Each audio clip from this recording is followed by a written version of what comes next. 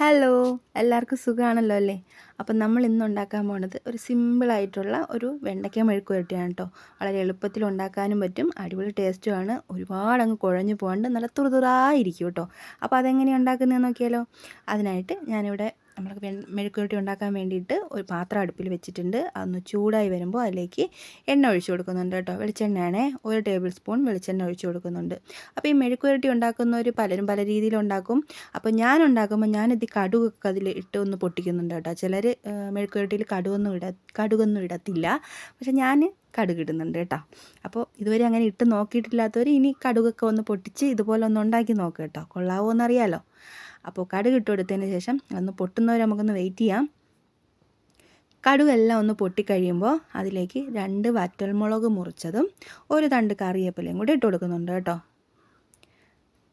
അപ്പോൾ ഈ മെഴുക്ക് പുരട്ടി പണ്ടൊന്നും ഞാൻ മെഴുക്ക് പുരട്ടി കഴിക്കത്തില്ലായിരുന്നു. പ്രത്യേകിച്ച് ഈ വെണ്ടയ്ക്ക മെഴുക്ക് പുരട്ടി എന്ന് വെച്ചാൽ ഒരുപാടങ്ങ് കുഴഞ്ഞ് എന്താ പറയുക, ഒരുമാതിരി ഇരിക്കുമായിരുന്നു എന്നൊക്കെ ഉള്ളൊരു ഫീലായിരുന്നു. പക്ഷേ ഞാൻ എപ്പോഴാണോ ഉണ്ടാക്കി തുടങ്ങിയത് അതിന് ശേഷമാണ് ഞാൻ കഴിച്ചു തുടങ്ങിയത് കേട്ടോ.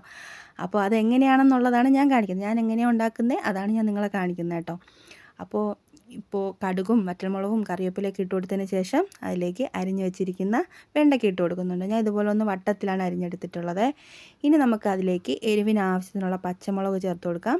പിന്നെ ഒരു മീഡിയം സൈസുള്ള സവാള ഇതുപോലെ ഒന്ന് നീളത്തിൽ അരിഞ്ഞതാണ്. അപ്പോൾ ചെറുതായിട്ടും അരിഞ്ഞും ചേർക്കാം, പക്ഷേ ഇതുപോലെ നീളത്തിൽ അരിഞ്ഞ് ചേർത്തപ്പോൾ എനിക്ക് കുറച്ചുകൂടി ഒന്ന് ടേസ്റ്റായിട്ട് തോന്നി കേട്ടോ. അതായത് നമ്മൾ കഴിക്കുമ്പോൾ ഒന്ന് നന്നായിട്ട് കടിക്കാനൊക്കെ കിട്ടുമ്പോൾ ഒരു പ്രത്യേക ടേസ്റ്റ് എനിക്ക് തോന്നിയിട്ടാണ്. അപ്പോൾ ഞാൻ എങ്ങനെ ഉണ്ടാക്കുന്നത് അതാണല്ലോ ഞാൻ നിങ്ങളെ കൂടെ കാണിക്കുന്നത്. അപ്പോൾ അത് ടേസ്റ്റ് ആണെന്ന് തോന്നുന്നതുകൊണ്ടാണ് ഞാൻ നിങ്ങളെ കാണിക്കുന്നത് കേട്ടോ. അപ്പോൾ ഇതുപോലെ ഒന്ന് വെച്ച് നോക്കിയിട്ട് അഭിപ്രായം പറയാൻ മറക്കുകയും ചെയ്യരുതേ. അപ്പോൾ എൻ്റെ ചാനൽ ആദ്യമായിട്ടാണ് കാണുന്നതെങ്കിൽ ഒന്ന് സബ്സ്ക്രൈബ് ചെയ്യാനും മറക്കരുത്. ഇഷ്ടപ്പെട്ടാൽ ലൈക്ക് ചെയ്യാനും മറക്കണ്ട. അപ്പോൾ നമുക്കിതിലേക്ക് ഇനി കുറച്ച് ഉപ്പും കൂടി ഈ സമയത്ത് അങ്ങ് ഇട്ട് കൊടുക്കാം കേട്ടോ. അപ്പോൾ വെണ്ടയ്ക്ക നമ്മൾ ഉണ്ടാക്കുമ്പോൾ പെട്ടെന്ന് കുഴഞ്ഞു പോകണം എന്താണെന്ന് വെച്ച് കഴിഞ്ഞാൽ മിക്കുള്ളവരും ഉണ്ടാക്കുന്ന സമയത്ത് ഇതുപോലെ ഒന്ന് ഇളക്കി കൊടുത്തിട്ട് അടച്ച് വെച്ചിട്ടാണ് വേവിക്കുന്നത്. പക്ഷേ അങ്ങനെ അടച്ച് വെക്കുമ്പോൾ എന്താ പറയുക, വെണ്ടയ്ക്ക പെട്ടെന്ന് വെന്ത് കുഴഞ്ഞു പോകും. അപ്പോൾ അതിൻ്റെ ടേസ്റ്റും അങ്ങ് പോവും, ആ ഒരു തുറുതുറുപ്പ് ഉണ്ടാവത്തില്ല. അപ്പോൾ അതുകൊണ്ട് തന്നെ നമ്മൾ വെണ്ടയ്ക്ക ഇതുപോലെ ഇളക്കി കൊടുത്ത് ഒന്ന് വേവിക്കുന്നതായിരിക്കും നല്ലത് കേട്ടോ. അടച്ച് വെക്കേണ്ട, അപ്പോൾ നമുക്ക് കുഴഞ്ഞു പോകത്തില്ല കേട്ടോ. അടച്ച് വെക്കാണ്ട് വേവിക്കുമ്പോൾ കുഴഞ്ഞു പോകത്തില്ല. ഇതെൻ്റെ അഭിപ്രായമാണ്. ഞാൻ അങ്ങനെയാണ് ചെയ്യുന്നത്. അങ്ങനെ ചെയ്യുമ്പോൾ എനിക്ക് കുഴഞ്ഞു പോകുന്നതായിട്ട് തോന്നിയിട്ടില്ല. അപ്പോൾ ഇതിലേക്ക് ഞാനിതിൽ ഒരു 1/4 ടീസ്പൂൺ മഞ്ഞൾപ്പൊടിയും കൂടി ചേർത്ത് കൊടുക്കുന്നുണ്ട്. അധികം മഞ്ഞൾപ്പൊടി വേണ്ട, കാരണം ഒരുപാട് മഞ്ഞൾപ്പൊടി ഇടുമ്പോൾ ഒരു കുത്തലുണ്ടാവും. അപ്പോൾ അതുകൊണ്ട് തന്നെ ഒരു 1/4 ടീസ്പൂൺ ഇട്ട് കൊടുത്താൽ മതി കേട്ടോ. അപ്പോൾ ഈ ഒരു സമയത്ത് നമുക്ക് കാണുമ്പോൾ അറിയാൻ പറ്റും ഇതിലൊരു പശപ്പൊക്കെ ഉണ്ട്.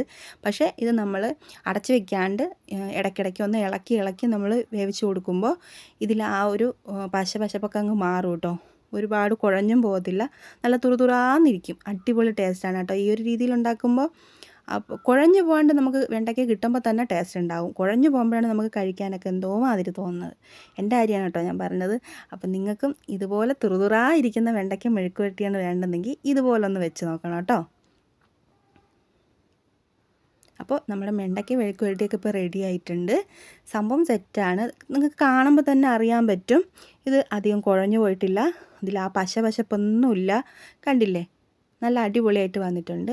അപ്പോൾ ഇതുപോലെ ഒന്ന് ഉണ്ടാക്കി നോക്കിയിട്ട് അഭിപ്രായം പറയാൻ മറക്കരുത് കേട്ടോ.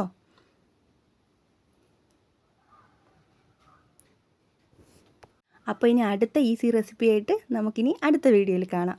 അപ്പോൾ ഓക്കേ.